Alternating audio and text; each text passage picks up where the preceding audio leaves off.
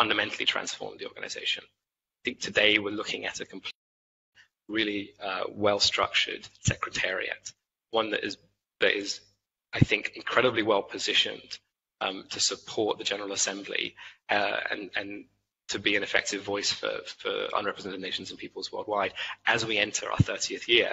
As I say, 2021 is our 30th anniversary.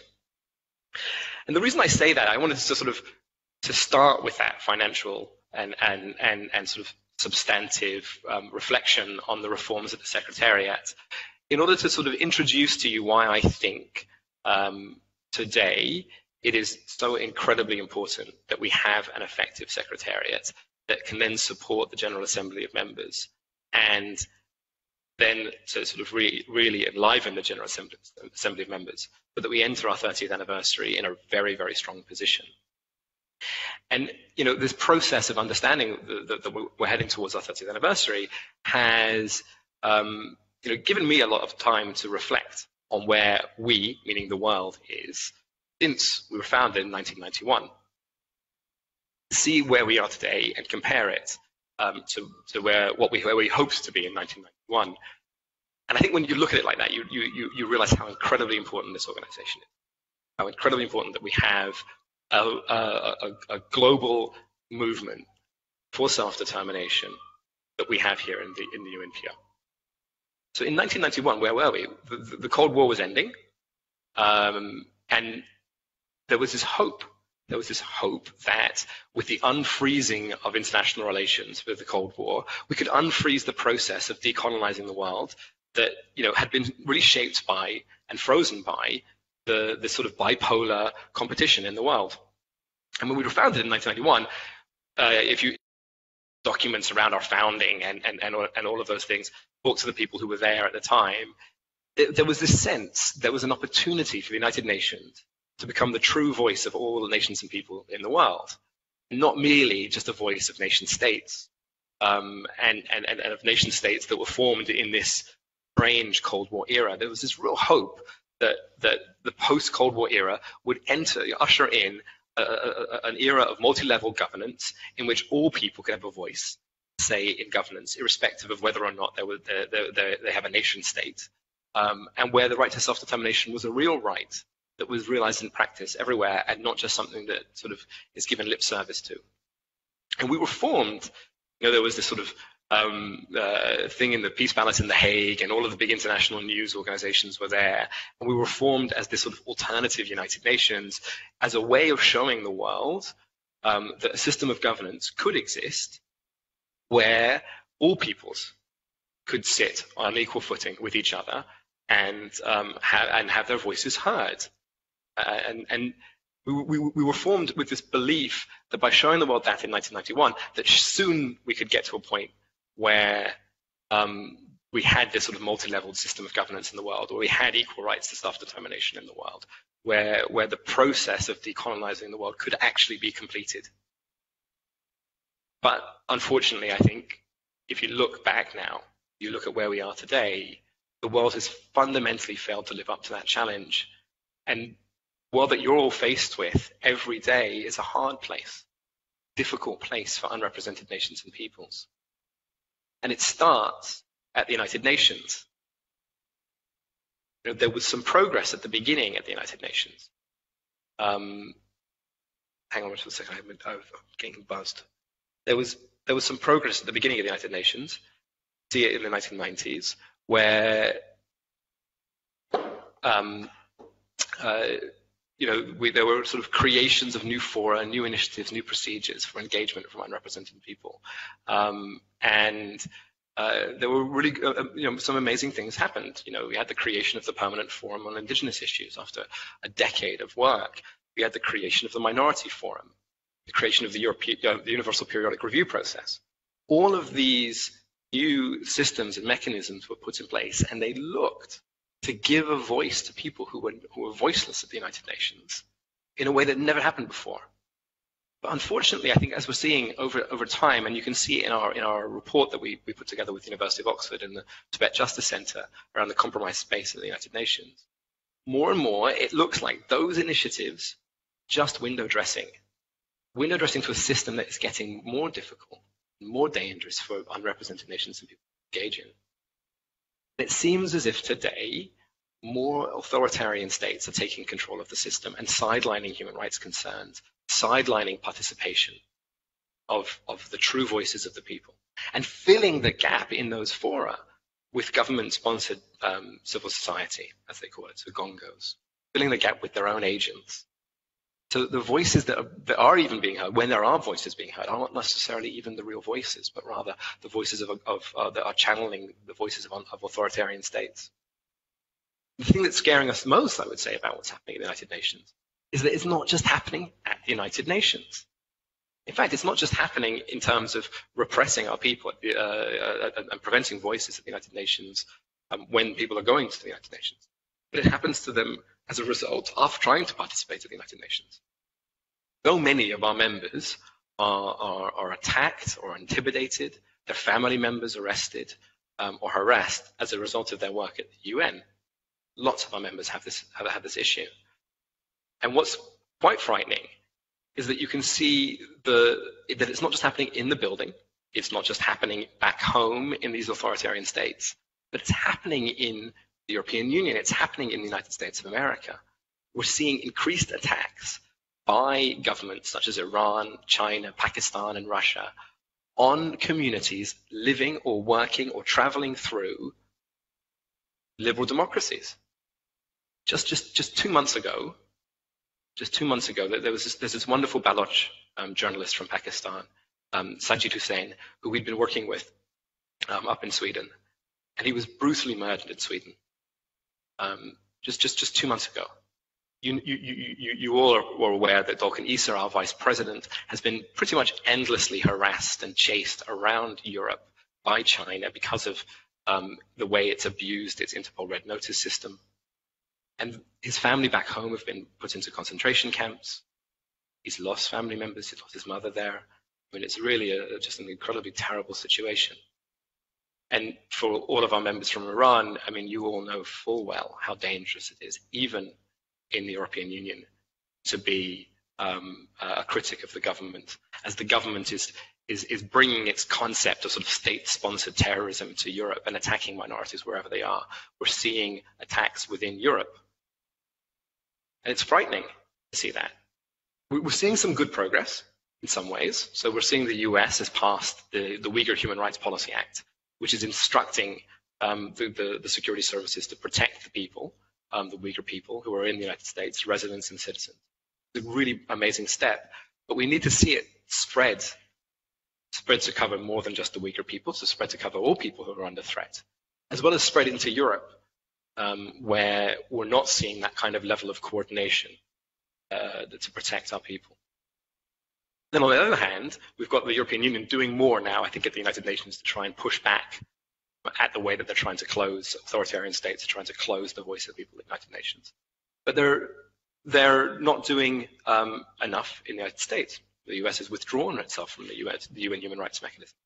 So you can see that now, while there's some progress, we're not in a great place with the United Nations, unfortunately.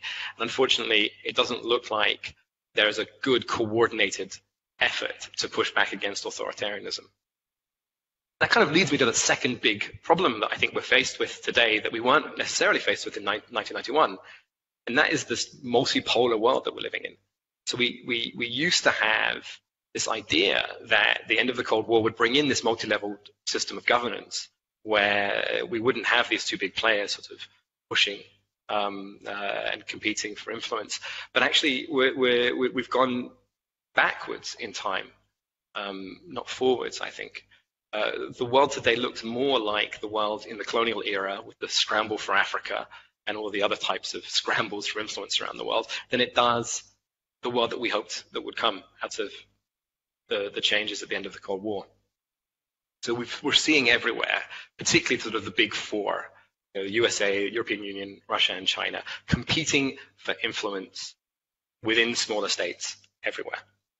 And we're seeing them use trade, investment, and aid policies as the sort of the terms of that contest, as a way of sort of leading that contest forward. And the net result of that, competing for influence, is that we're seeing human rights, particularly the human rights of of our people, of unrepresented nations and people, being thrown out of the window. The best way to see this is to look at the Belt and Road Initiative being pushed around the world. Human rights, free loans and investments going to smaller countries, and as a way of competing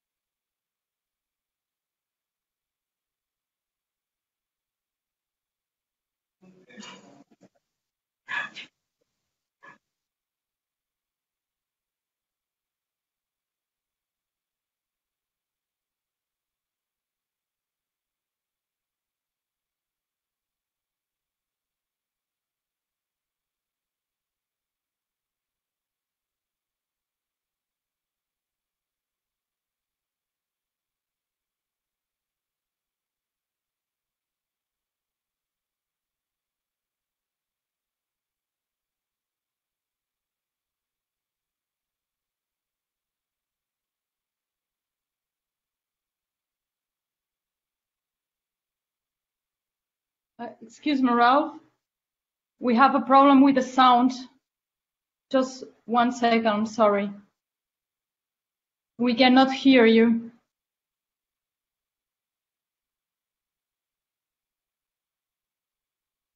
We cannot hear you, I'm sorry.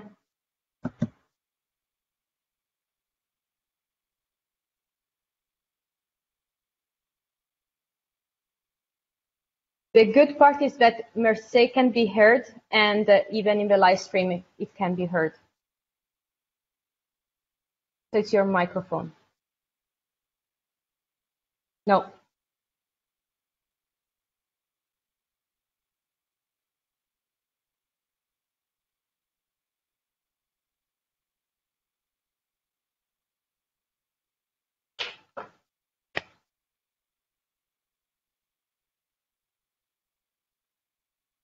No, we cannot hear you.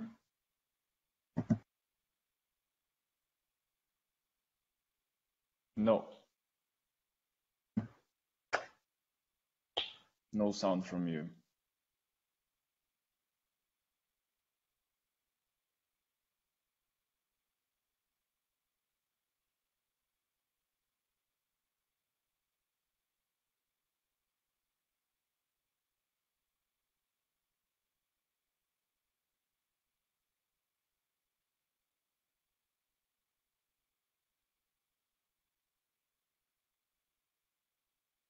General Secretary, can you hear me? We can hear you. I'm sorry for this small problem. We don't know why we cannot hear Ralph, but we are trying to solve it. Sorry for that. No worries at all. Yeah, we can hear you, Madam Speaker, yeah. Thank you very much. Sorry. I think we got the president on now. Oh, we have, Yes, we have the president. Yes, we can hear him now. Thank you very much. Thank you. It's nice to see you all. Sorry for technical problems. So That's I don't know, okay. somehow when I pushed interactive, it just said dismissed me. That is definitely okay.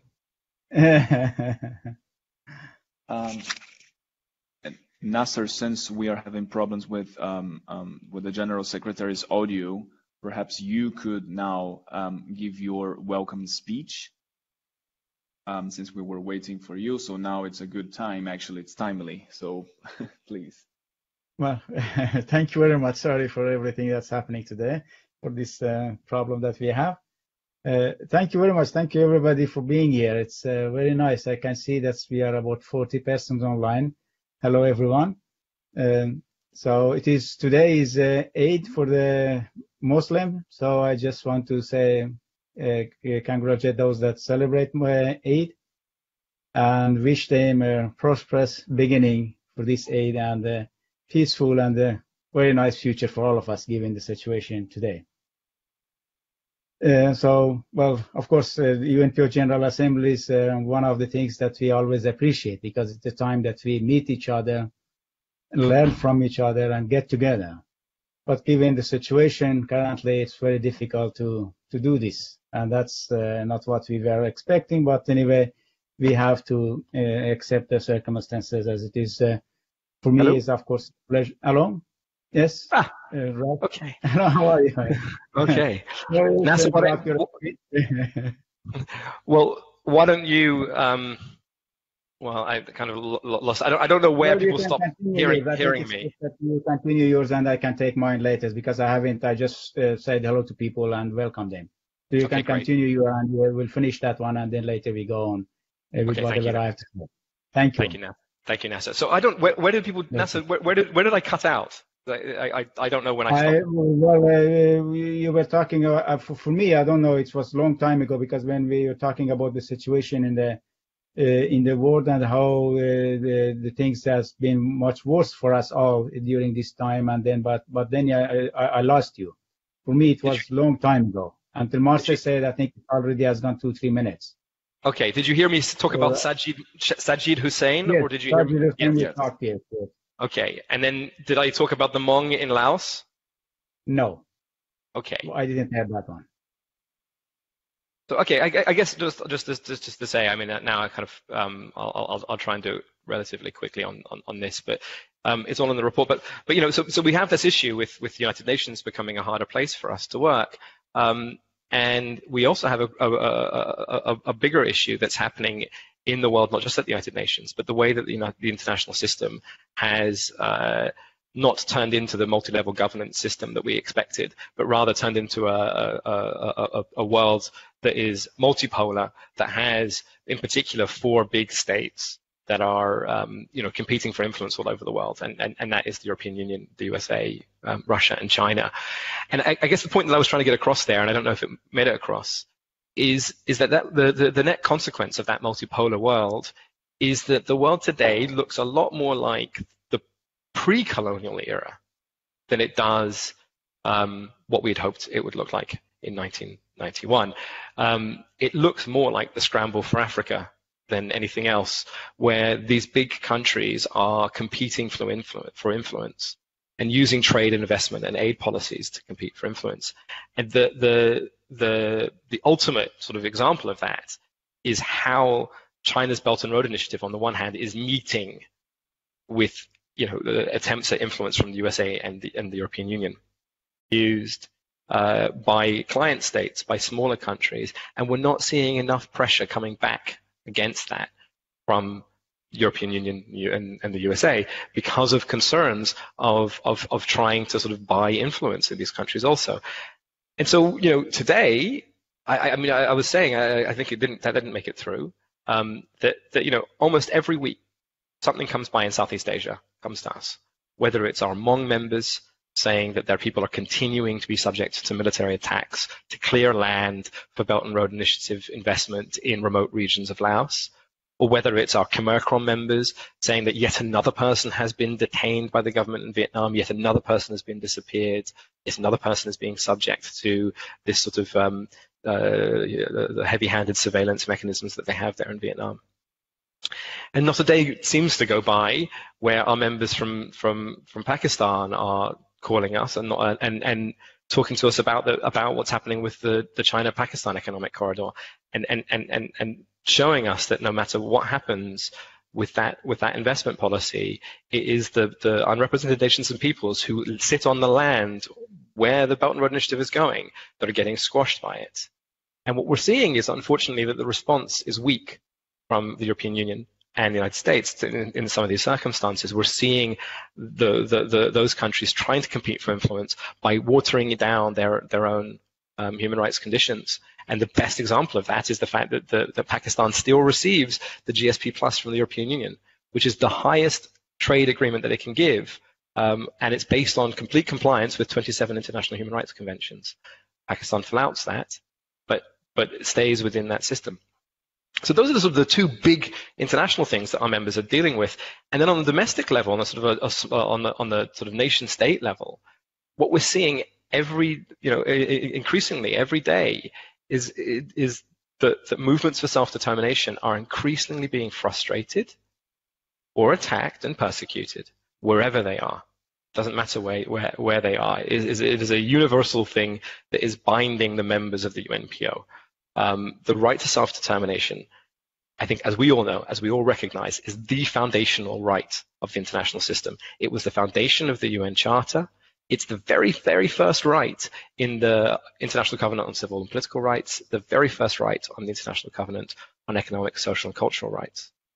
But, it's there for a reason as well. I mean, we know it's there because we all understand that the full and effective realization of the right to self-determination is a fundamental prerequisite for the implementation of all other rights. And in fact, for the implementation of all of the things like peace and development that are contained within the UN Sustainable Development Goals.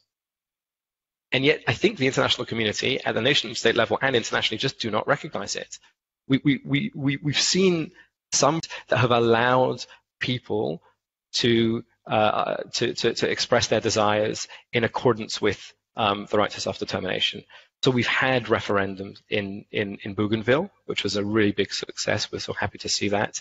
In New Caledonia, in Scotland, and the referendum on statehood in the District of Columbia. So we've had all of those things happen over the last 5 or 6 years, and that shows that there are good actors out there that are willing to enable the right to self-determination of their people through at least participatory mechanisms where they can get their votes. But by and large, no matter where we look, those are exceptions. So even within the United States, so it's really wonderful to see everything that's happening in the District of Columbia, to see a law being passed through Congress on statehood, to see a referendum. It's wonderful. But I think you all know today we're welcoming in the government of Guam to the UNPO, and so UNPO membership. And what you might not know is that the people of Guam, the government of Guam, tried to have a referendum in Guam for the indigenous Chamorro people to give them a chance to express their desires, and it's been struck down by the U.S. courts all the way up to the Supreme Court. So even there, we're struggling in the United States to see the full realization of the right to self-determination.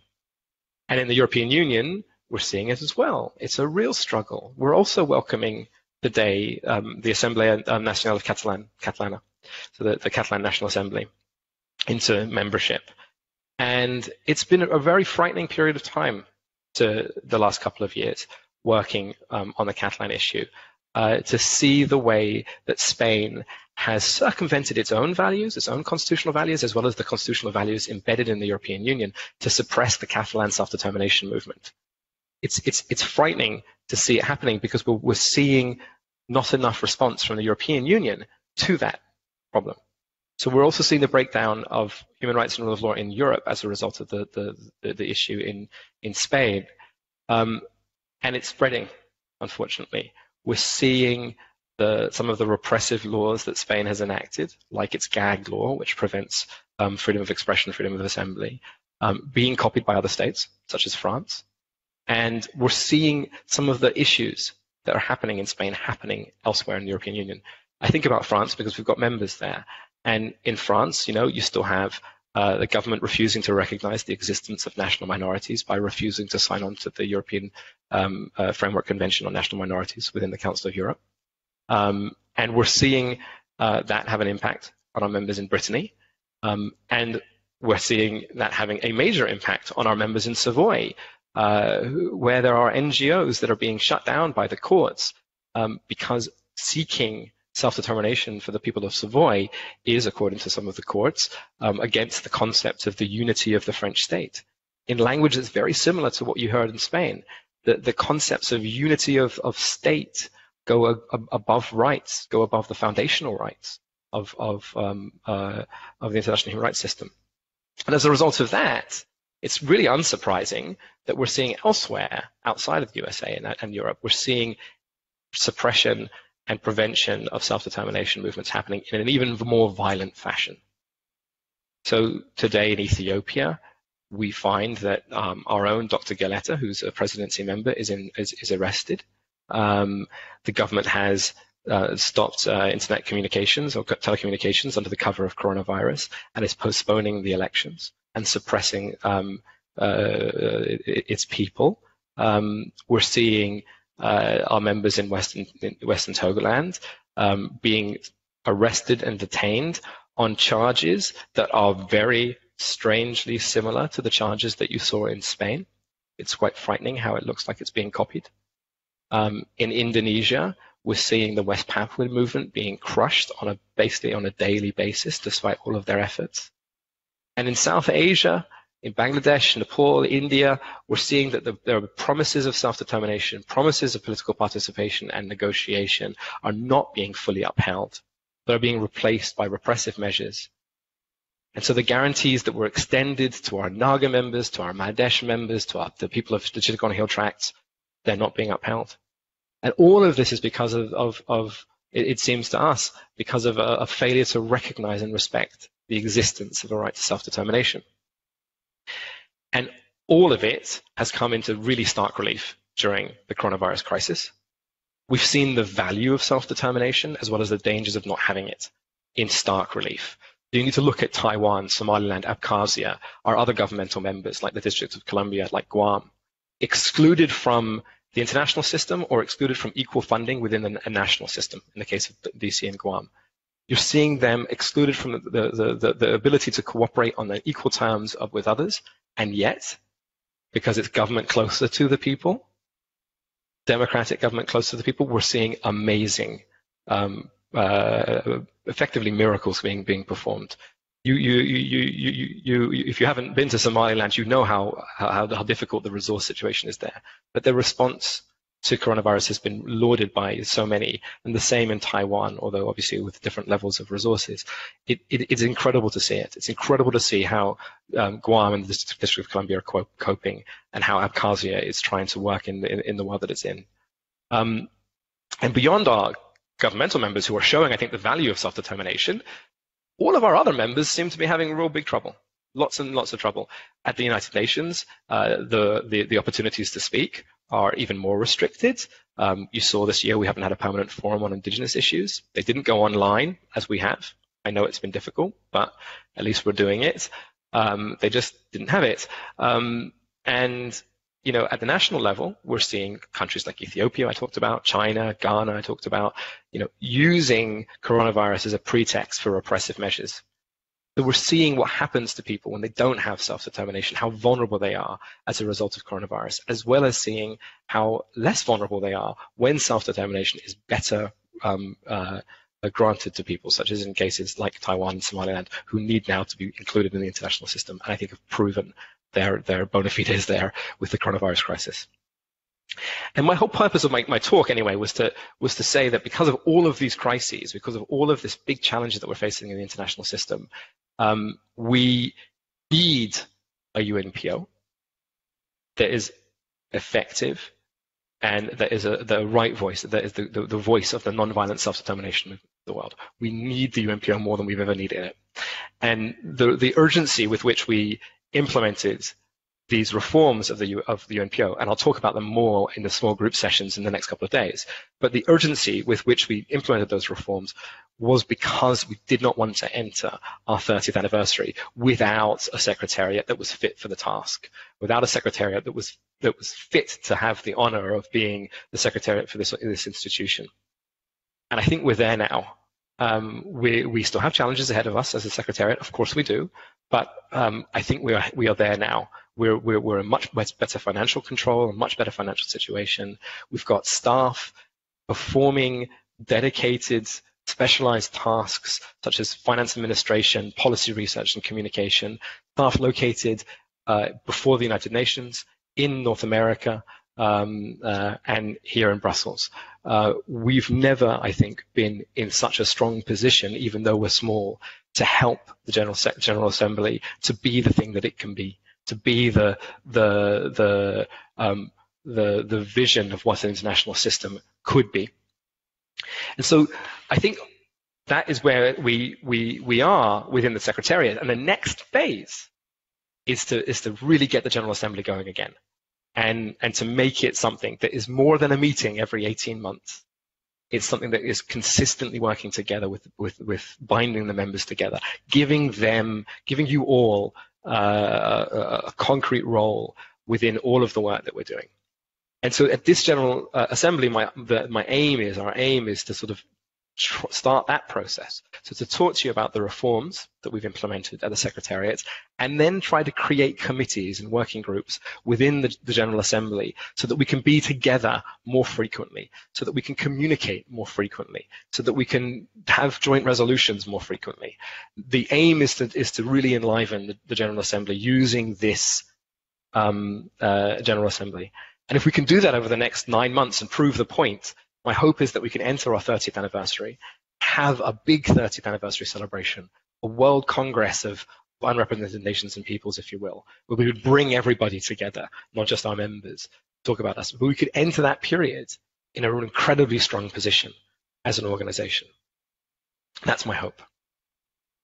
But before I hand it over to Nasser, I just want to say that sadly, as we enter that 30th anniversary year, we won't be joined by two of the more important people in our history, and that is both, unfortunately, from the Tibetan people. In the last 18 months or 2 years since the General Assembly, we've lost Lodikiari, who was one of our founders, and we've lost Nagwan Chopal, our president between 2010 and 2017. And we're going to be entering our 30th anniversary without them. And I feel that we're going to be entering that without something very meaningful for us, because these two people made huge contributions to the UNPO, to the cause of the Tibetan people, and to human rights more generally, I would say. So they'll be very, very missed. I hope that next year we can find a way to properly commemorate them.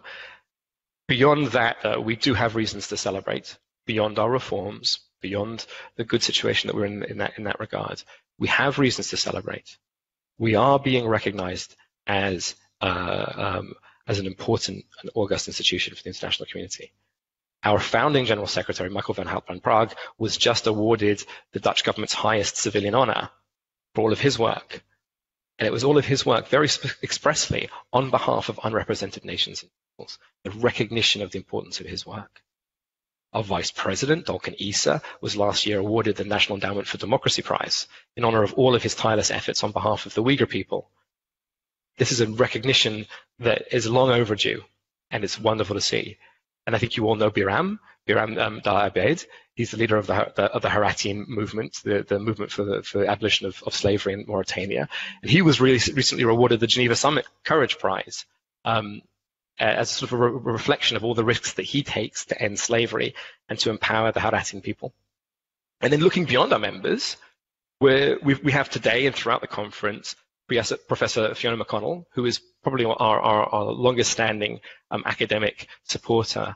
And Fiona was just awarded the Leverhulme Prize, which is an amazing distinction for an academic to receive, and will allow her to continue her really groundbreaking work on the international diplomacy of unrepresented nations and people, so on the work that you're all doing.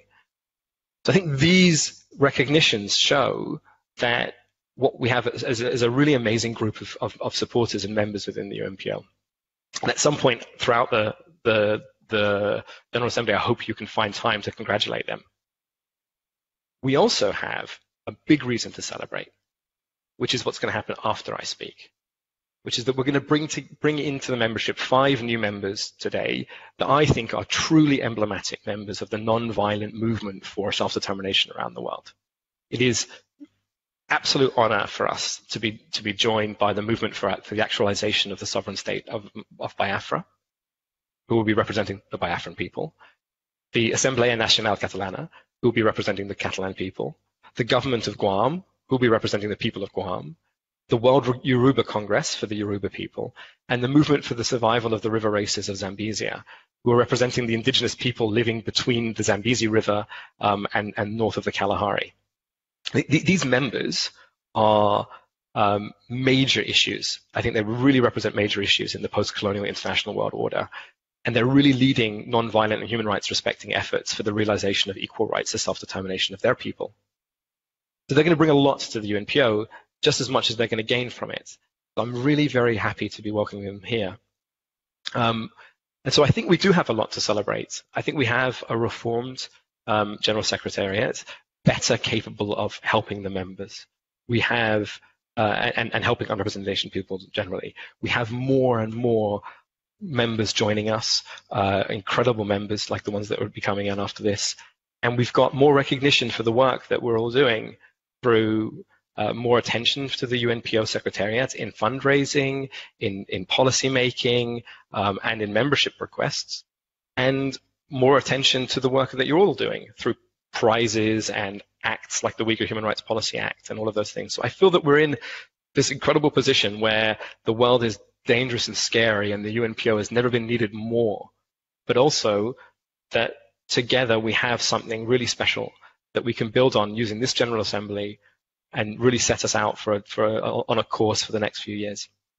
So thank you for that. Thank you for listening. I'm very sorry for the strange delays and all of that. I'm going to hand it over to Nasser.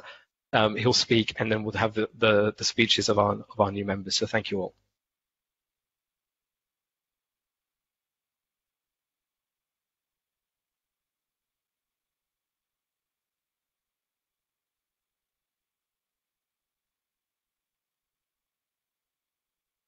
Now, we said that we were going to hand it over to Nasser, but we've lost Nasser.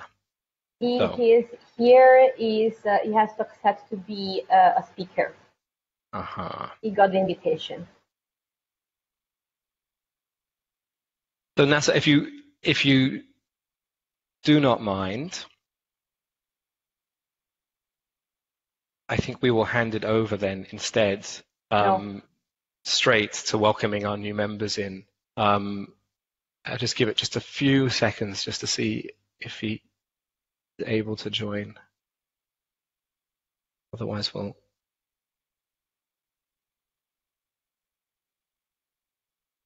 go ahead. Okay, I think we have to move ahead to make sure that we stick to the time that Blue Jeans gives us. I do not see Ralph Uwazurike from the Biafrans. Does anyone see him?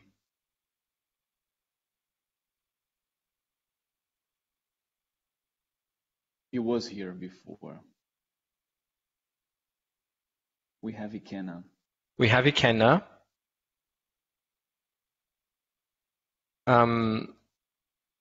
So as we have not got Ralph available, I think what we'll do is, if it's okay with you, Elisenda, I would like to sort of give the floor to you to speak and to introduce yourself. So here is Elisenda Paluza. She is a professor of economics and the head of the, I always forget everyone's titles, I think it's president of the Assemblea Nacional Catalana. I have known Elisenda for longer than I've known the UNPO, actually. I was working on with a different organization on criminal justice issues when Elisenda came to me and talked about the situation that's happening in Catalonia.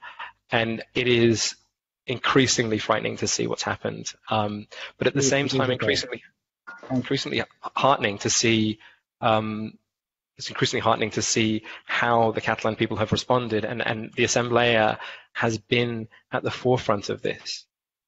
They have been the leading voice of non-violence in Catalonia and around the world, I think, for self-determination. And it's been a pleasure to work with them, and it's really my pleasure to introduce you all to them officially as members of the UNPO. So I'm going to hand it over to Elisenda, and she can introduce herself and their cause to you all. Thanks, Ralph. Good afternoon. As Ralph said, my name is Elisenda Paluzie, and I'm the president of the Catalan National Assembly, a grassroots organization that brings together around 100,000 members from all parts of Catalonia. We all work on a voluntary basis for a common cause to defend the right of self-determination in order to achieve independence of Catalonia. In that, we are quite clear, the main objective of the Catalan National Assembly is to get independence for Catalonia. Catalonia has a population of 7.5 million, and it's located in southern Europe, and it has been occupied by Spain since the early 18th century. Of course, we carry out our struggle in a peaceful and democratic way, and we prone non-violence. And we are the most influential civil society organization in Catalonia.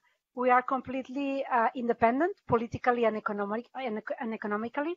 We are entirely financed by membership subscriptions, by merchandising and private donations. And we are not associated to any political party. In Catalonia, we have the independence movement politically is organized around 3 main parties and that have a representation in the parliament and other minority parties, but we are not linked strictly to any one of them. Members of these parties, they can be members of the Catalan National Assembly if they wish. What made us famous, we were founded in 2011, 2012. And what made our famous was the mass gathering demonstrations that we organized on the 11th September, our Catalan National Day, that gathered together more than 1 million people systematically in the streets of, normally it's in the streets of Barcelona, but we've done also other type of mass demonstrations, such as a huge human chain in 2013. And also during the year, we organized hundreds of smaller gatherings, smaller demonstrations.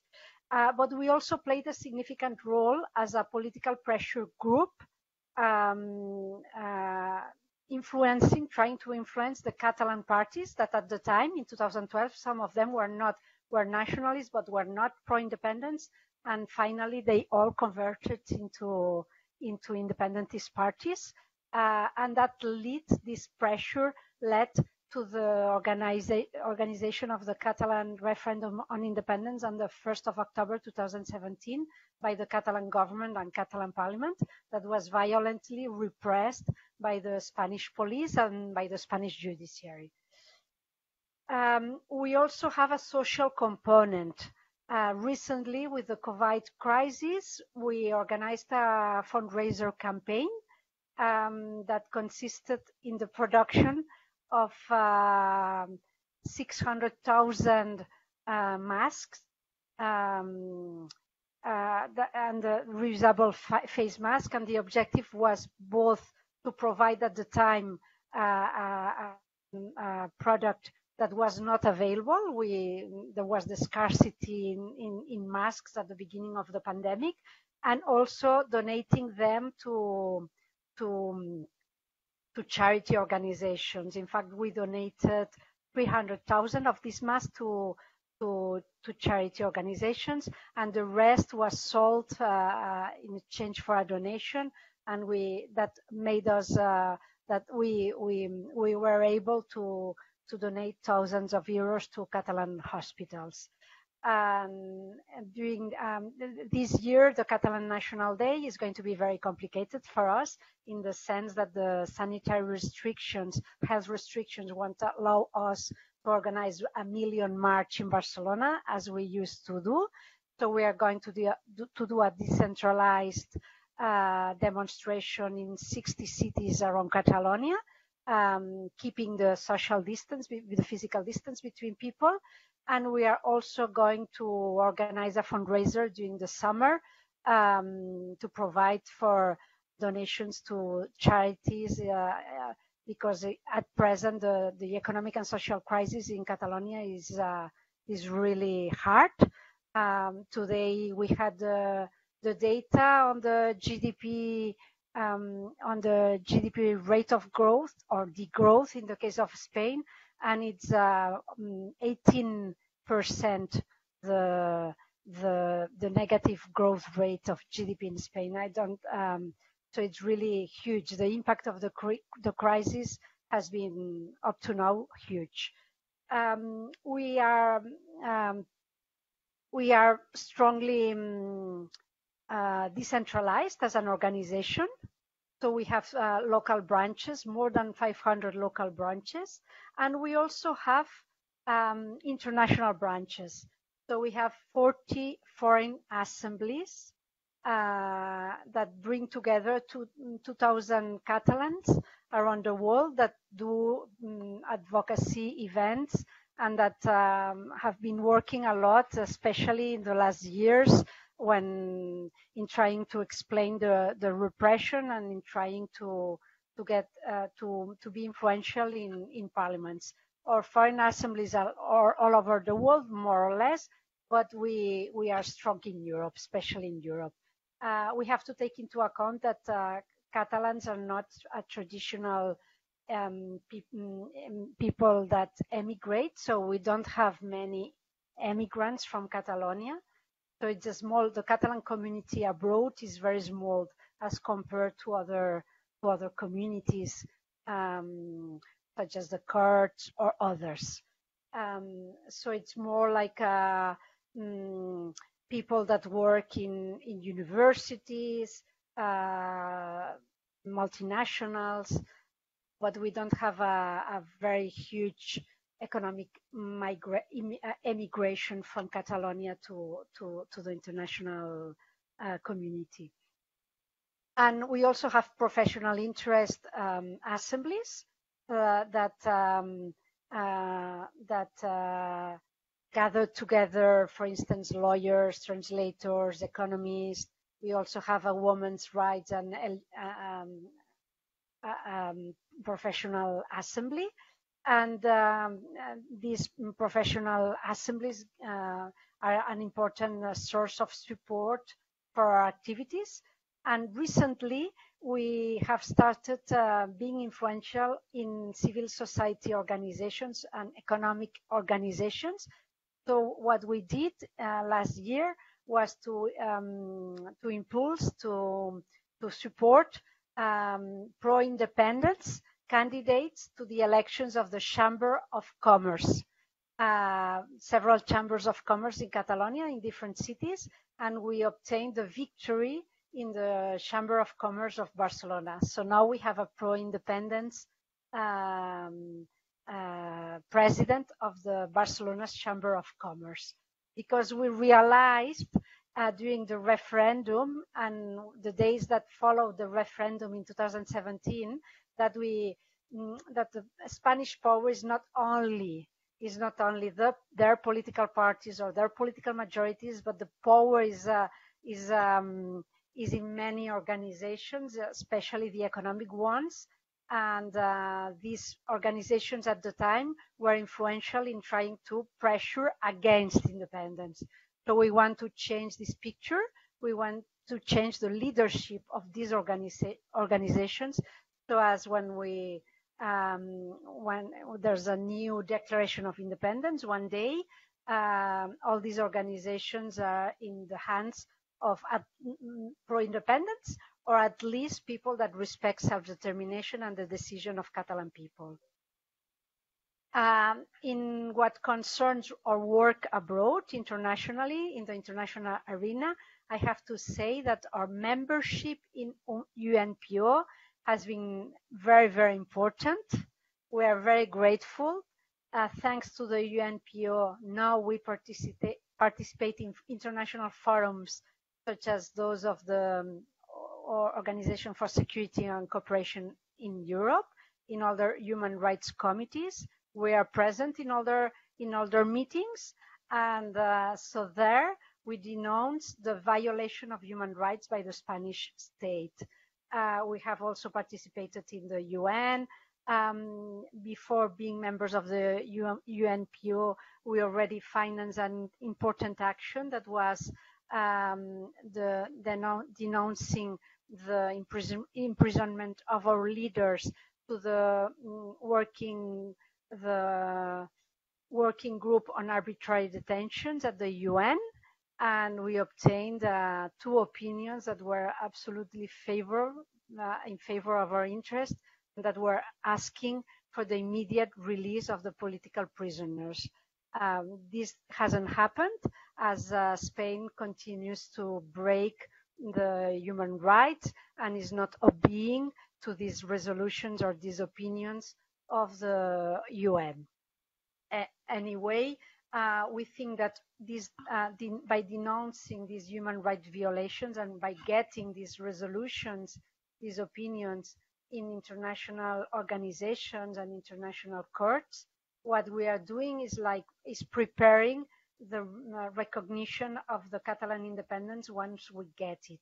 Once the next declaration of independence of Catalonia has to be better prepared than the one that Catalonia did on the 27th October of 2017, and international recognition by other countries has to be prepared. And I think we are very convinced that having all these, doing all this international job in the sense of having a strategic action in tribunals, in courts, and in international organizations and human rights organizations such as Amnesty International, this would prepare the ground and will favor international recognitions in the next Declaration of Independence that we are working for. At present, what we, internally in Catalonia, what we are working for is for the next Catalan election to the Catalan Parliament, we want to have a very clear result of the pro-independence parties, obtain more than 50% of the popular vote in the elections to the Catalan Parliament, and then pressure them to prepare for a declaration of independence that can be made effective. And in the civil society ground, we are preparing our people for non-violence actions, because we know that the Spanish state is not willing to negotiate, even if we have a democratic support that is clear. They are not going to negotiate. So a declaration of independence would, as we did with the referendum of independence of 2017, should be defended by the civil resistance, non-violent resistance, peaceful resistance, but active, of the Catalan people that should defend the Catalan institutions and the Catalan Parliament when they decide to declare independence again. So we do prepare our people for non-violence, and also we have this strategy that we started in the Catalan Chamber of Commerce, and that we are trying to be stronger in civil society organizations and also unions. So we are trying to support the pro-independence labor unions to be stronger, because probably general strike will also be necessary in the near future. Well, in this international arena, we think that what Spain is doing by violating human rights, for instance, the use and abuse of concepts as sedition or rebellion to condemn our leaders without the use of violence by them,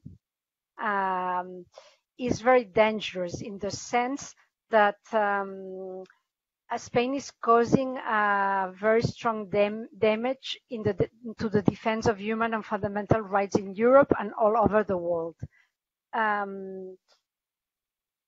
Spain is creating precedents for countries like Turkey, China, and Russia to abuse and breach human rights standards. And the European institutions, by leaving Spain to commit these crimes with impunity, are making the European Union to lose any legitimacy to criticize others in the world. So we think that what Spain is doing, and especially what the EU institutions are allowing Spain to do, there's a double standard in the EU. They treat the violation of human rights in Poland and Hungary very differently from the violation of human rights in Spain. In what concerns this political repression, I have to say that our organization is deeply touched in the sense that the two former presidents of the association are in jail. They were condemned. Carme Forcadell, a woman that was the first president of the Catalan National Assembly, and then after her term at the Catalan National Assembly, she became the president and the speaker of the Catalan Parliament and allowed the law of referendum to be passed. She allowed the debates on independence on the Catalan Parliament and the law of referendum to be passed. She has been 2 years and a half in jail for now, and she was condemned in the trial of the Catalan leaders to 11.5 years of prison. For being the speaker of the Catalan Parliament that allowed the debates on independence and a law to be approved democratically. We are all convinced, and she's particularly convinced, and her lawyer too, that one of the things that was influential in her getting such a huge condemnation was her former presidency of the Catalan National Assembly, because they in fact, they know that what is strong in the Catalan movement is this capacity of popular support to the movement and popular mobilization, and they know that organizations such as us are key in mobilizing people. And our former president, the one that was president of the Catalan National Assembly of our organization during the referendum, he was condemned to 9 years of jail, together with the leader of another association, a cultural association called Òmnium Cultural. So Jordi Sánchez and Jordi Cuixart were both condemned to 9 years of jail. Both Amnesty, Frontline Defenders, the International Organization Against Torture, and of course the Working Group for Arbitrary Detentions at the UN has condemned particularly the condemnation, the prison and the condemnation of these two leaders, civil society leaders, because in their case, even though anything is a crime, but the political leaders organized the referendum. But what Jordi Sánchez and Jordi Cuixart did, and our organizations did, was organize demonstrations. So they have been condemned for exercising fundamental human rights, such as the freedom of speech or the right of freedom of assembly. So what they used was to use this concept of sedition in order to be able to condemn human rights, the expression of human rights. And I wanted also to mention that no political repression affects not only the leaders, but many people in Catalonia for participating in nonviolent actions, such as during the protest against the verdict of the trial. There were people that were in a nonviolent protest, protesting in the border between France and Spain by invading the road that connects Spain and France, and now they have been called to trials, and they are also facing prison sentences. And the same with the peaceful occupation of the Barcelona's airport during the protest against the sentence, against the verdict. So we have at present we have thousands of activists that are in trials, and there's even one activist in Madrid that organized a protest in solidarity with Catalonia during the verdict, during the sentence, and he's been in pre-trial detention for 9 months now.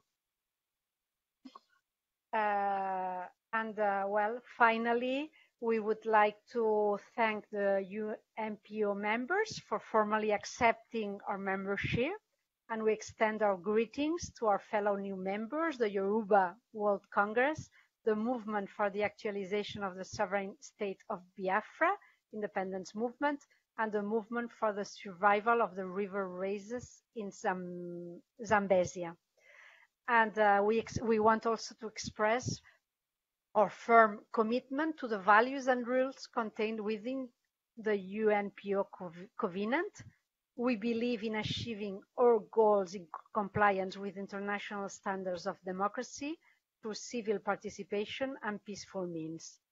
We are backed by the positive results of 2 referendums in Catalonia, and we have been reaching out abroad for years now, creating ties of solidarity and friendship with similar movements all over the world. The affiliation of the Catalan National Assembly to the UNPO represents a boost in the international of the Catalan pro-independence cause in the world, and gives us much more visibility to our aspirations, especially in the heart of Europe, where the UNPO has acquired prestige and influence over the last years.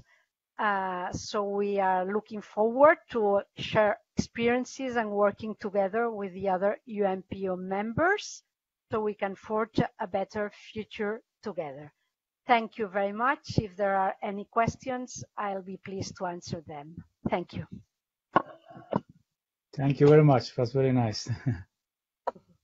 Thank you. Welcome. Ralph, I don't know if you are... Oh, yeah, I'm here. I'm here. Oh, you are, okay. I hear. That's good, but everyone is, yeah. Good.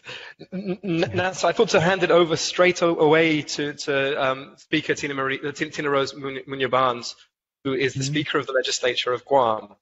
That's okay with you. Very good. Yes, that's very good. Madam Speaker, I just wanted to say to all the members how delighted we are to have you joining as a member of the UNPO. I said it in my opening speech, but I think, you know, you are one of the few places in the world that I was talking about a new post-colonial order, but actually you're one of the few places in the world that has not resolved its historical colonial order. We are really delighted to have you join us from Guam and to be working with you in the future. So I'll hand the floor over to you. Thank you, and you're on. Thank you so very much. Buenas Zanhafa Day, and many of God's blessings to each and every one of you. My name is Tina Rose Munoz-Barnes, and I am the Speaker of the 35th Guam Legislature. And also joining me from the island of Guam is the Chairperson on Decolonization, Mr. Melvin Wonpat Borja. And before I begin my opening statement, I would like to at least take this moment to recognize Senator Paul Strauss from Washington, D.C.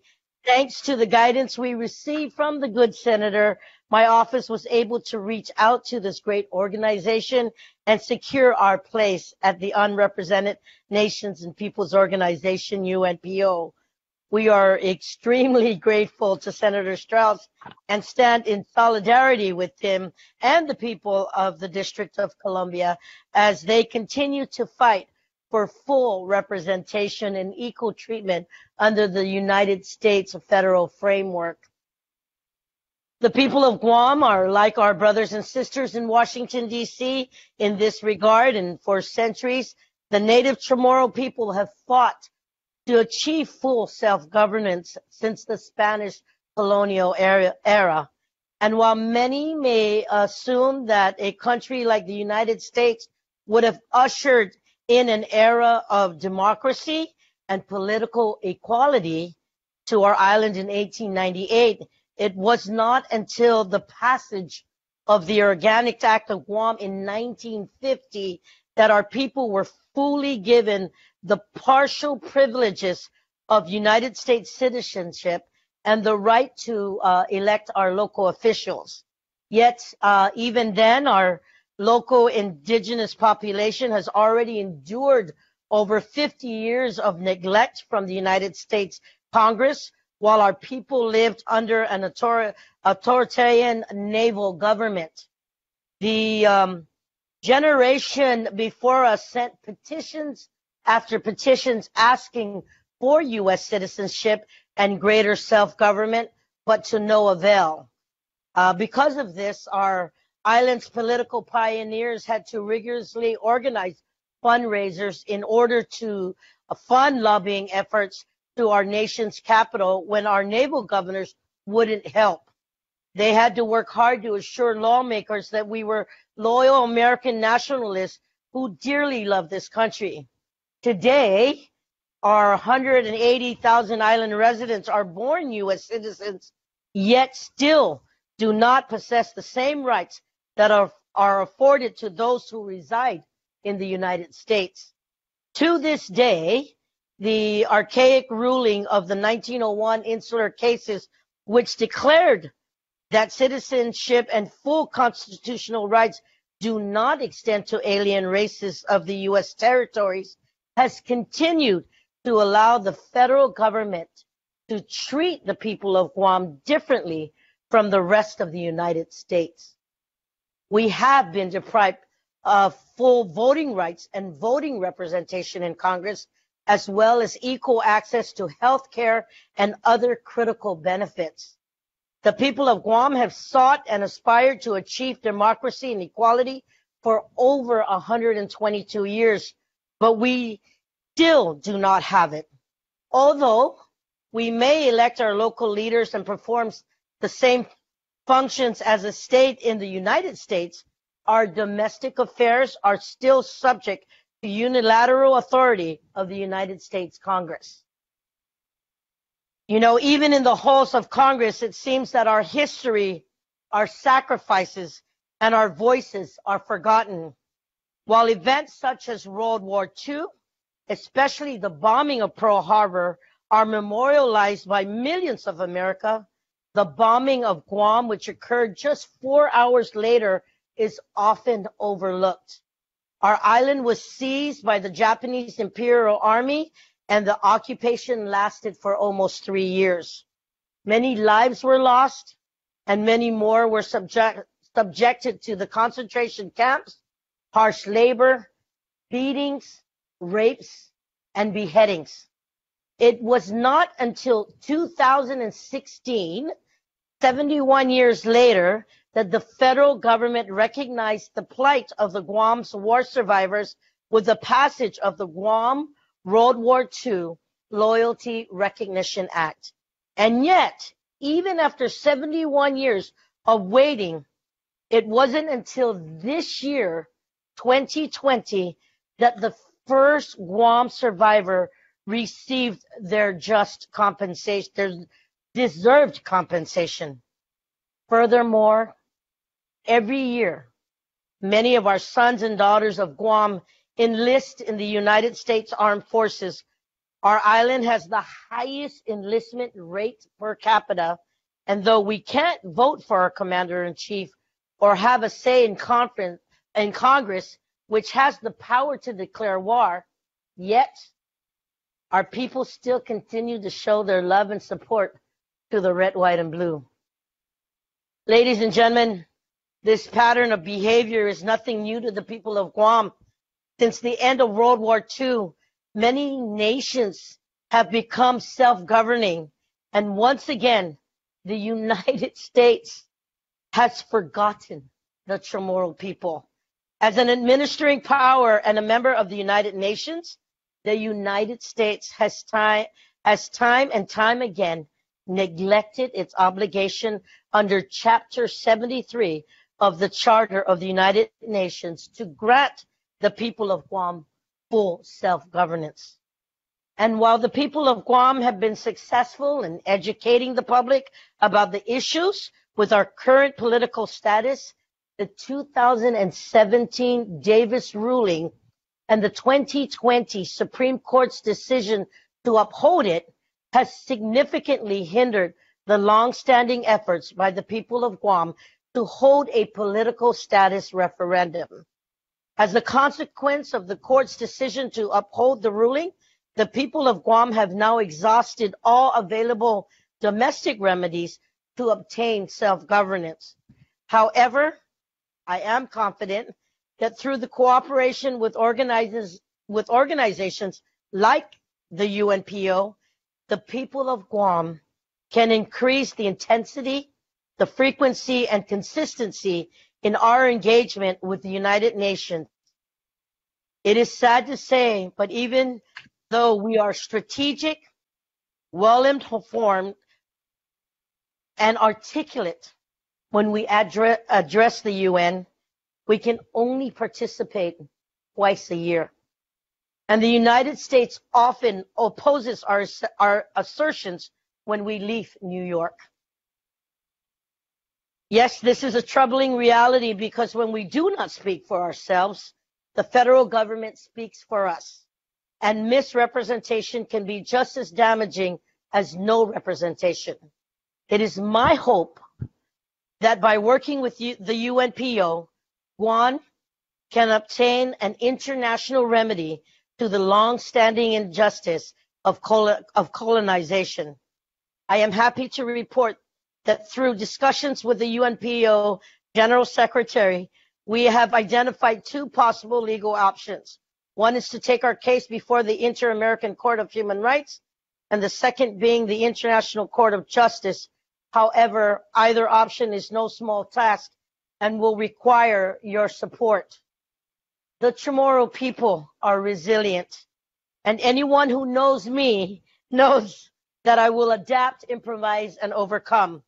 For the reasons I have just outlined, I want to say thank you to General Secretary Ralph Bunche, to Mr. Fernando Burgess, and every one of you here today for allowing the people of Guam to be a part of the UNPO.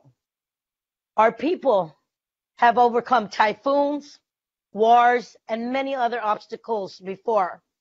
I turn to you to stand in solidarity and as we work to achieve our political destiny. Guam is the tip of the spear for the United States Armed Forces, yet we are a small island in the Pacific with a rich history. The history and plight of our people must be shared, and I hope you all can help me preserve what is left of our culture and our heritage. On behalf of a grateful community, our island of Guam, Kondunkla na si Diyos maasi. Thank you and God bless for giving me this opportunity to be here with you and joining you. Taina maasi.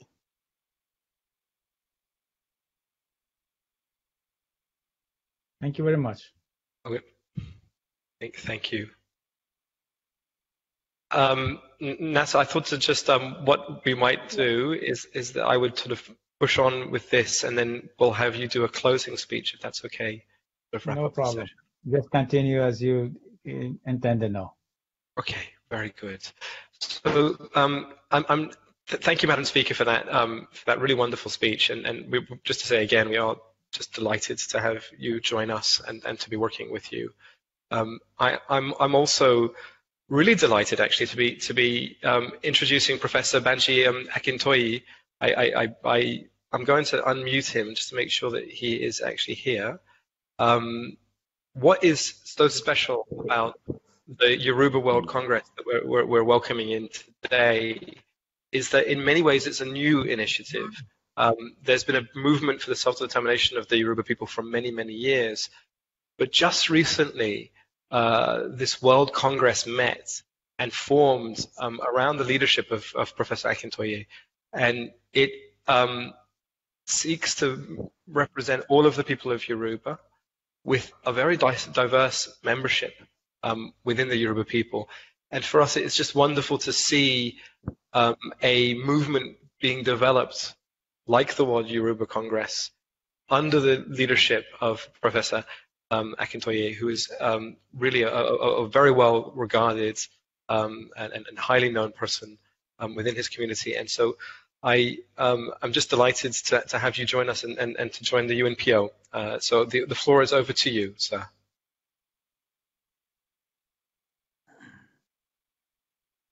I want to start by thanking UNPO for giving me the opportunity to speak up for the Yoruba Nation.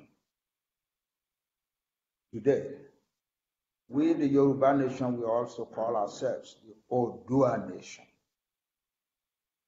When in 1914 the British amalgamated the Yoruba indigenous nation with other nations to form the country called Nigeria, the Yoruba Nation was the largest single nationality in the new country and already had more than 1,000 years of formal civilization building in Black Africa. The Yoruba had started to live in towns and cities by the 9th century AD. By the time that the first European explorers came to the coast of West Africa in the 15th century, Yoruba land was already a copiously urbanized country. Indeed, one of the most urbanized countries in the world, with heavily populated cities and towns at short distances from one another. In the context of this urban civilization, we Yoruba evolved advanced economic, cultural, political, and religious systems. Earliest Europeans, explorers, and traders along the West African coast from the late 15th century found the influence of Yoruba civilization and Yoruba diaspora trading colonies among many West African peoples, and the Yoruba language as a language of commerce among many different peoples. With the coming of Christian evangelism and Western education in the mid-19th century, Yoruba urban civilization immediately enabled Yoruba land to benefit more than other parts of Black Africa. By the 1860s, we Yoruba were already producing a class of university graduates and educated professionals. The first newspaper in Black Africa was published in the Yoruba city of Abeokuta in 1859, and other newspapers were soon published in other Yoruba cities. For much of the rest of Black Africa, schools did not come until after 1900, by which time some Yoruba families were already producing their third generation of university graduates. At the amalgamation in 1914, the Yoruba were the only educated nation in the new country of Nigeria. From 1952 to 1962, under a limited self-government arrangement and federal constitution, which the British granted to Nigeria, the Yoruba nation proceeded to make the mostly Yoruba western region of Nigeria the pace setter in Nigeria and even in Africa in virtually all aspects of development and modernization. But the Nigerian environment has consistently been hazardous to the Yoruba nation. From the beginning, the British colonial rulers feared the considerably educated and culturally sophisticated Yoruba and proceeded to do everything to limit their influence in Nigeria. From the British, the tradition passed on to the non-Yoruba peoples of Nigeria that the Yoruba needed to be stopped and, quote, to stop the Yorubas, unquote, became the constant purpose of Nigeria. At Nigeria's independence in 1960, the British manipulated everything to impose the Hausa Fulani of northern Nigeria as a dominant group over the Nigerian federal government and to exclude the Yoruba leadership from the federal government. The British regarded the mostly uneducated Hausa Fulani, particularly the Fulani, as, quote, the friendly people, unquote, under whom British influence will continue to be strong in independent Nigeria. In 1962, less than 2 years into Nigeria's independence, the anti-Yoruba hostility finally produced a covert operation by the federal government of Nigeria, assisted by the British from the sidelines, to destabilize the predominantly Yoruba Western region. The covert operation succeeded in splitting the reputedly disciplined Yoruba political leadership of the Western region, and the federal government immediately rushed in, declared that law and order had broken down in the Western region, suspended the region's elected government, imposed a hand-picked sole administrator on the region, and imprisoned the topmost Yoruba leader. Finally, the federal government chose a faction of the disgraced Yoruba leadership as federal allies and proceeded to give them the legitimacy by blatantly rigging the regional election of 1965 for them in their favor. At that point, Yoruba youths of the Western region revolted, and they kept on stubbornly fighting the authorities until law and order totally collapsed in the Western region, and until the whole of Nigeria became profoundly destabilized. In January 1966, the Nigerian military, very displeased with the way the Western region was being handled, overthrew the governments of the Federation. For 3 decades after that, until 1999, Nigeria reeled in a dark and darkening cloud under military dictatorships. All the military coups, all the military dictatorships from 1966, July, until 1999, were led by military officers from northern Nigeria.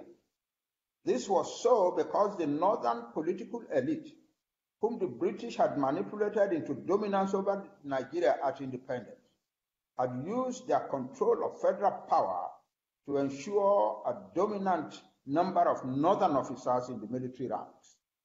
Under the successive military dictatorships, Nigeria descended deeper and deeper into crookedness, insensitive governance, rampant corruption, impunity, government's effort to impose a religion, religious and inter-ethnic violence, insecurity, grossly poor and incompetent management of the economy, and hopeless poverty. The military dictatorships destroyed the essence of federalism, grabbed all power and all resource control into the hands of the federal government, turned the state governments of the Federation into helpless dependents on federal handouts, and thus destroyed the spirit of development and enterprise in all parts of Nigeria. Today, Nigeria is known as the #1 home of extreme poverty in the world. And there are predictions that in a few years, as much as 50% of all the most desperately poor people in the world will be Nigerians. Since the controllers of federal authority were consistently northern Muslims, the ambition grew among them to impose Islam upon Nigeria, a country with large numbers of Muslim, Christian, and traditional worshippers. They thereby led Nigeria into frequent Islamic fundamentalist explosions. The massive revenues being earned in these years by Nigeria from the petroleum exports turned out to be a curse rather than a blessing. Inevitably, the Yoruba nation was sucked into this deepening disaster. The military dictatorship seized important Yoruba assets that had been created in 1959-52 era in the Western region. Most of such assets were then poorly managed or deliberately allowed to decline or even perish. Deepening poverty became the lot of the Yoruba nation in Nigeria. Also, Yoruba political leadership increasingly fell for most of the insensitive governance and public corruption characteristic of Nigeria. In these circumstances, the Yoruba people have progressively lost the enterprising spirit and the spirit of service to society for which their nation has been known throughout its long history. The quality of Yoruba education has been destroyed. Yoruba language has declined and now faces the threat of extinction. To destroy Yoruba knowledge of and pride in their history, Nigeria's federal military government prohibited the teaching of history in schools. Yoruba rulers have neglected agriculture until famine came to have among them the image of an occupation fit only for the aged, the poor, and the illiterate, and until Yoruba land came to depend mostly on food importations. By 1962, cocoa export by Yoruba farmers were the source of funding for the Western region's ambitious development programs and the main foreign exchange source for Nigeria. By the early 1980s, Yoruba cocoa exports had dwindled almost to zero. With the economy depressed, unemployment has escalated relentlessly among educated Yoruba youth, forcing many to go into crimes, into drug abuse, and into criminal courts, and forcing many more to flee to other countries in the world. Yoruba youths are regularly many among West African youths who in desperation attempt to reach Southern Europe through the Sahara Desert and the Mediterranean Sea, and who frequently die in droves in the desert and in the sea. The Yoruba people are experiencing a degree of poverty, of loss of morale, of hopelessness, and of disorientation unknown in their history. In spite of their very strong cultural unity, and in spite of their unity around many other exalted principles, the Yoruba almost constantly look disunited and conflict-prone in Nigeria.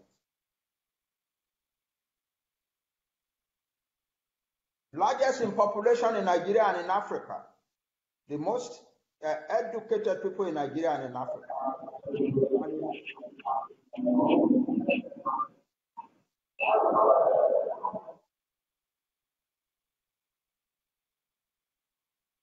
And a nation with a very large diaspora in most countries of the world. The Yoruba do often appear like a small and impotent group in Nigeria. The Nigerian experience now confronts the Yoruba with the probability of a devastating revolt among the huge masses of their educated but unemployed and neglected youths. Ultimately, the worst degradation suffered by the Yoruba Nation in Nigeria is that since 2015, heavily armed Fulani herdsmen and militias from northwestern Nigeria have been coming to Yoruba land, rampaging, destroying farms and villages, killing rural folks, threatening to conquer the Yoruba Nation, to seize land all over Yoruba land, even to banish the Yoruba Nation from their homeland, and to bring Fulani folks from other countries of West Africa to seize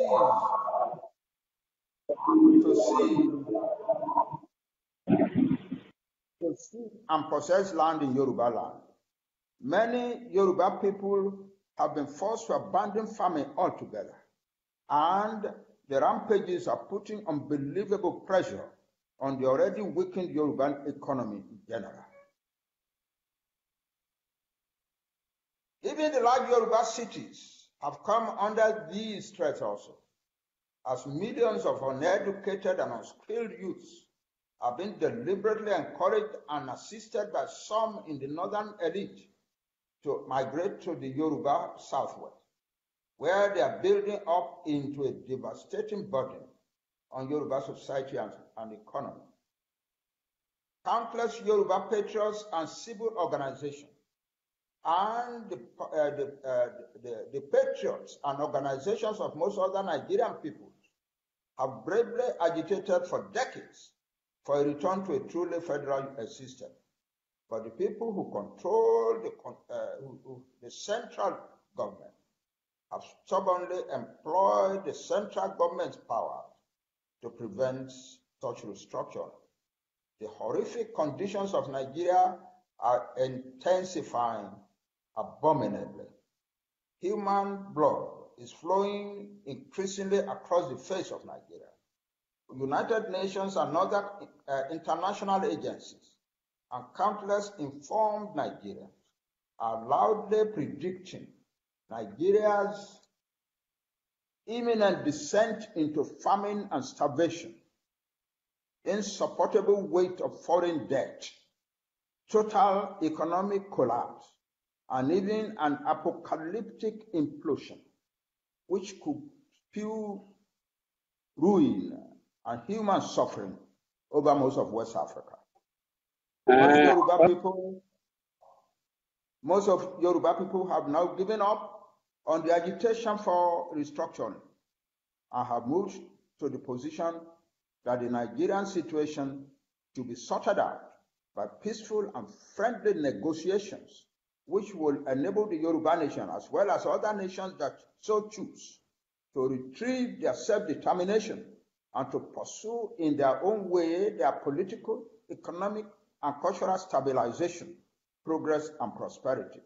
The Yoruba World Congress, which I have the honor to lead, and which consists of thousands of Yoruba men and women at home in Nigeria and in the Yoruba diaspora in most countries of the world, has stepped boldly forward to motivate the Yoruba people to defend their homeland and to prepare themselves for the accomplishment of their nation's ultimate goal of self-determination and prosperity.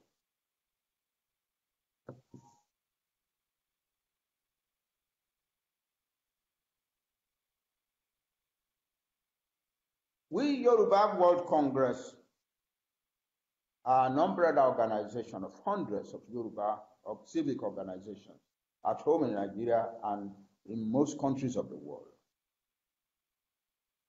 We are working to empower our Yoruba youth to turn to productive enterprises and to begin to transform their lives. We are working with competent scholars of language to revive the Yoruba language. We are engaging in occasional schools aimed at regenerating Yoruba civility and common spirit and community spirit. Some of our related organizations are beginning to plan a Yoruba referendum. Though our Yoruba Congress is less, Yoruba World Congress is less than 1 year old, and even though we are known to be faithfully committed to peaceful activities and peaceful purposes, the Nigerian government has already begun to take action against us. This past week, the Nigerian Director of State Security announced that all organizations like ours have been removed from the list of state-registered organizations, and that the security forces will soon are preparing to clamp down on the members of such organizations. So it is a great thing that at this point, when the Yoruba struggle for liberation and self-determination is reaching these heights and looking forward with hope, it's a great thing that we have the opportunity to be working with the UNPO. We are committed to peaceful means only, and we will not. It is part of our constitution that we will not let any situation or condition whatsoever push us into violent action. That's our decision. And we believe, the important thing is that we believe that peaceful means can achieve the purpose for which we stand. And that in the company of other nations in the UNPO, we will be able to achieve our purposes peacefully. I thank you all. I thank you on behalf of the Yoruba Nation. And I thank you on behalf of the Yoruba World Congress. Thank you very much.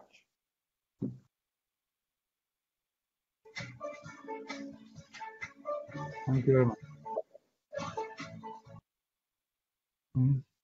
Thank you very much, sir. I think it was very good. And then Ralph, who's the next speaker? Thank you, Professor. Thank you, NASA. So we now have two speakers lined up, and we're sort of running out of time. I'm gonna start with because I think Ikenna is still trying to sort himself out there. I'm gonna start with Ben Siambango from the river races, the movement for the survival of the river races of Zambesi. Ben, are you on? Can you hear us? Yes, I can. Oh, hi. It is wonderful to have you. Just to do a quick introduction, the river races of the Zambesi, as I sort of said at the beginning, are people who are living south of the Zambesi River in southern Africa. Ben is joining us from Namibia, but they are like many of our members in that they have people located across international boundaries and are a very diverse group of people with good kinship ties to other members from our organization, such as the Barotse people. We're really delighted to have them joining the UNPO. So over to you, Ben. I'm very sorry we are running short on time, so if I can keep you to like 10 minutes, it would be really good. Thank you. I wish to greet all men. I wish to greet the presidents, the leadership of UNIPO, and to all the members of UNIPO throughout the world. I want to thank UNIPO for allowing me to speak on behalf of the indigenous people now living between north of the Kalahari Desert and the south of the Zambesi. We are a diverse community who, by history, we have been moved by many, many people. The first one being the Barotse kings, followed by the Kololos from the south, who were named the Mcconnell Kingdom around the 1830s. Later, these were again, the Barotse defeated the Mcconnell and re-established their glory again in 1864. From 1864 up to 1885, we were under the Mcconnell, the Barotse Kingdom, until Great Britain had declared what we call a sphere of influence over a country north of the former north of the Channel Protectorate and south of the Zambesi River. This country was the country that played host to the famous missionary and explorer, Dr. David Livingstone, in his quest in trying to stop the slave trade in South and Central Africa. This country played a major role in that the kings of Zambesi, the former king of Zambesi, the Kololo, in fact, let's say he came from Lesotho, but because of the war in the south, he was forced to cross the Kalahari Desert and the land in a place now called Caprivi Street. And after that, he invited Dr. David Livingstone to come and pay him a visit because he knew Dr. David Livingstone's friendship with a man called the late Moffat, Reverend Moffat, who was good friend with the king of the Matabele called Umzilikani and his son. So he wanted to have peace with the Mzilikali, because Mzilikali was actually part of the Zulu that had moved from Zululand because of Shaka War to now called Zimbabwe. And this man was actually in charge of that part of the country. So we have been under the rule of the Lords, under the rule of the English, under the rule of the first, the Lords, second, the Mcconnell, third, the English. In fact, the English even named their El Dorado. You can see from that picture that I'm holding. It says Zambesi, England, El Dorado, Africa. In other words, it was their specialty as far as the territories were concerned in Southern Africa. However, we have been very fortunate that we are the only country maybe in Africa. Ethiopia or Abyssinia was colonized Britain by the Italians. We cannot talk about Liberia because that was the land that the Americans had set for people who wanted to come back to Africa. But we have got on record that we've never been colonized by any African, any European power, because the British had placed on us a sphere of influence. A sphere of influence is nothing but a policy other colonizers from what it was. Although later it was misunderstood by people to think that the other protectorates, being former German protectorate of Southwest Africa, which is supposed to be Namibia, and the former British protectorate of Botswana, which is supposed to be Botswana. Those countries' boundaries were actually agreed upon at the Berlin Conference of 1884-1885. German protectorate was under the tutelage of Imperial Germany, while the Botswana protectorate was under the British. We too were brought in as part of the British Empire, but we were not a colony, neither were we a protectorate. We were a sphere of influence. Now, after some length of period that has passed, we had this First World War. The First World War, it never changed our status. We know that the mandate came in Southwest Africa, but now Zambesi is fragmented in between three countries. One, former Botswana protectorate. Two, German protectorate of Southwest Africa. Three, former North Asia. So we are in between those countries. But we know for sure that our country has never been colonized by any European power. Although now we find ourselves in a situation where our country is fragmented between these three countries who are occupying part of our border.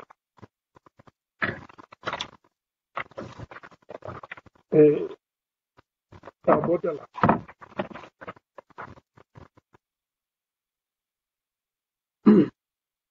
What is of great concern to us is that following the new independent states of Botswana, Namibia, and Zambia, new post-colonial boundaries have been established within the territory of Zambesi in order to justify that the country was colonized by the former colonizers.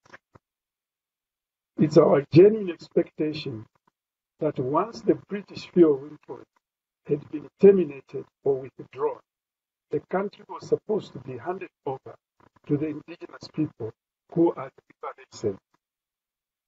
The country has remained relatively underdeveloped under these circumstances to an extent that we do not have parliament, we do not have a Supreme Court,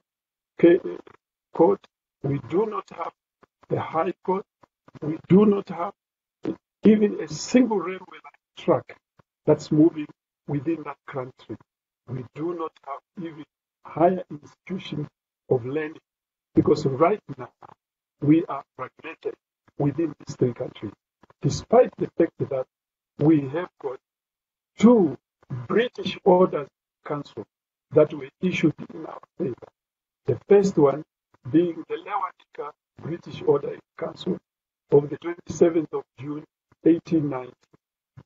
The second one being the British Order in Council of 30th June 1890. But emphasis have been placed so much on the so-called Anglo-German Treaty of July 1890. This treaty apparently had nothing to do with the boundary setting in Southern Africa. It was meant to give the former German protectorate of Southwest Africa a trade route to the Zambesi River, because fellow members might know Germany had two protectorates in the Southern Hemisphere, one being the East African, the German East African territory, which is now part of the Republic of Tanzania. It was called Tanganyika. And then the German protectorate of Southwest Africa, which is on the west coast of the Atlantic Ocean. So there is, this treaty had established a route. That route, the name of that route was called, although the British called it the Additional Street of Southwest Africa. Our people have been very peaceful throughout. So that treaty has now been interpreted to mean that these two protectorates were extended. They were never extended.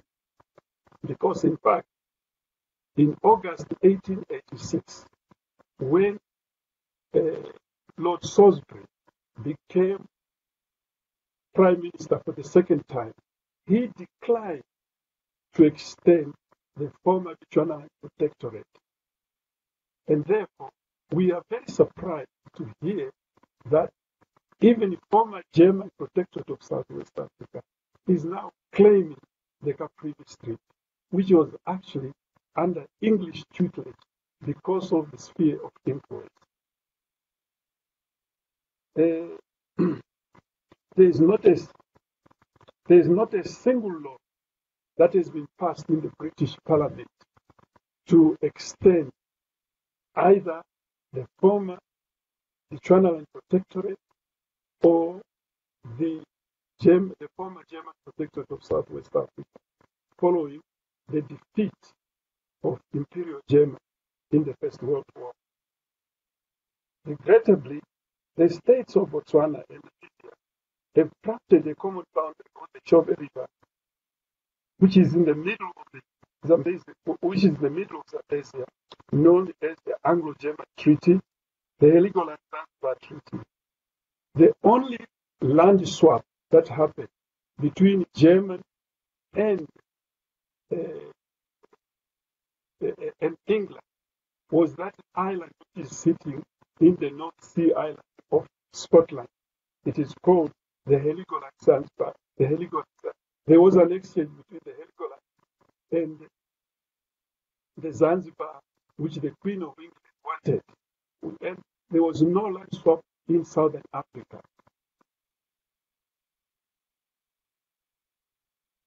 Zambezia, but yet this treaty had nothing to do with fellow members of UNIPO. It's pretty obvious for us to have sought membership to this important international organization. We regard it as an honor and great privilege to be a member of UNIPO for the following reasons. The identity of our country remains obscure as a result of neighboring states that have encroached on Zambesian borderland. Our culture and tradition, as well as our dialects, are slowly being wiped off from the face of the earth. The protection of our fundamental human rights is of great importance to us. We feel that with the current political dispensation that exists now in Southern Africa, we lack the opportunity to participate on the national and the international stage. Furthermore, we feel that we are denied equal representation on the web. And for this, we want to thank UNPO to have come up with such a vision so that people like us can have a voice on the international market, on the international stage. We need to be a member of an international organization that will empower our voices, for we are marginalized and unrepresented. As we speak now, some of our people are languishing in jail, in Namibian jails, for offenses related to treason. How can we be charged for offenses related to treason when we have our own territory?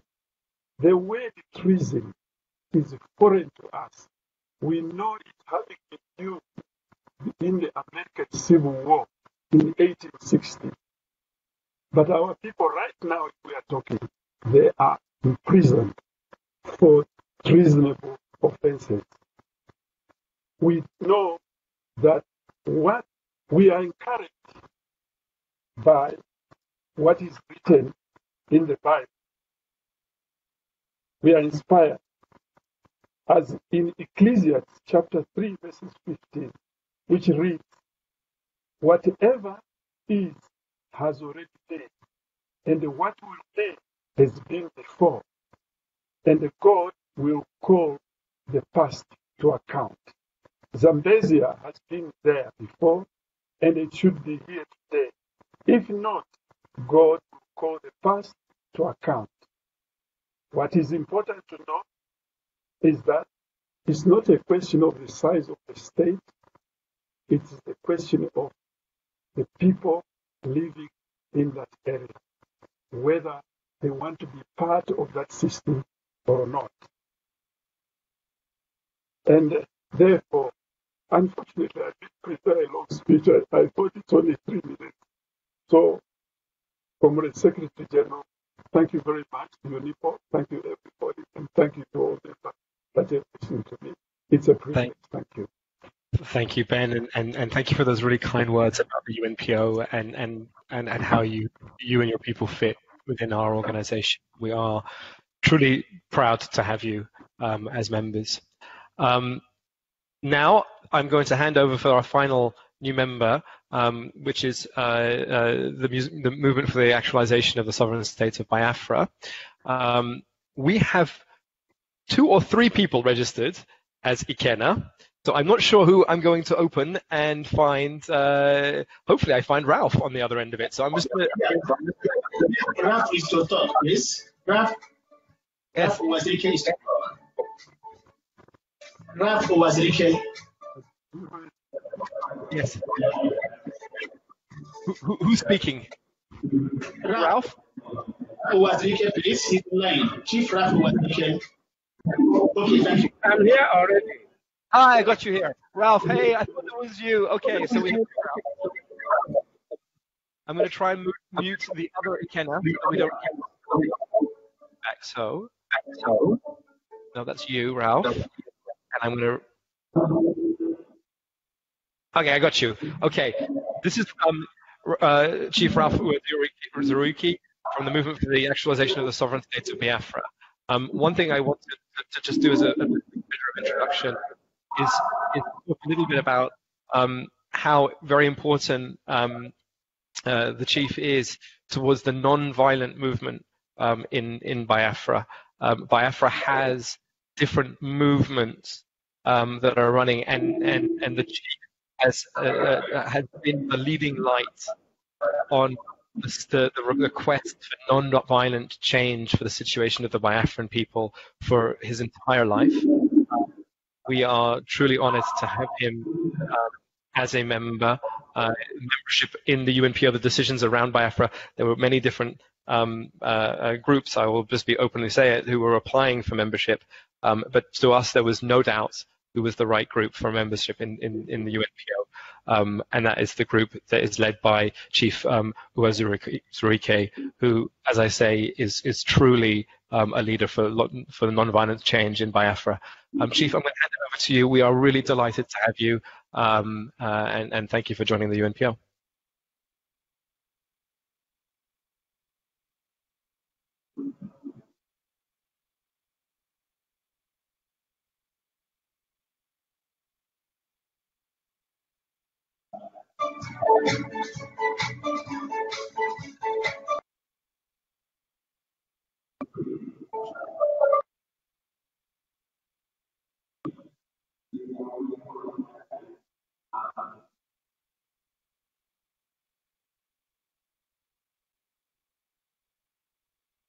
Thank you.